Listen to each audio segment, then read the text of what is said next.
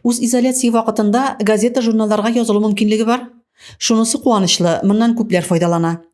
Республиканың танылган артистлары үзләренә, балалары, туганнары, әти-әниләренә шундый бүләк ясау форсатын кулдан ычкындырмый. Мәсәлән, танылган җырчы Ришат Фазлый-Әхмәтов Сөембикә журналына язылган. Дуслар, карантин вакытында кем нәрсә эшли? Ә мин инде Сөембикә журналын язарга булдым. Бик җайлы, бик рәхәт, бик уңайлы карап укырга, аның инде электрон версиясын бар. Рәхим итегез, карагыз, укыгыз, сездә Сөембикә журналына язылыгыз. Җырчы Гөлназ Гафурова исә Салават күпре һәм Гаилә һәм мәктәп журналларына өстенлек биргән. Хәерле көн, кадерле дусларым. Сезнең өчен тагын бер журнал турында әйтеп китәсем килә. Ул гаилә һәм мәктәп.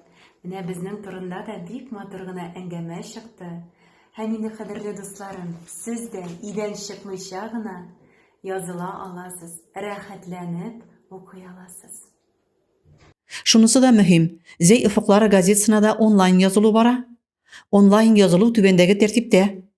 Мәсәлән, Госуслуги порталына керәбез, подписка на издание бүлегенә басабыз, Зәй офыклары газетасын сайлыйбыз һәм аңа 6 айга язылабыз.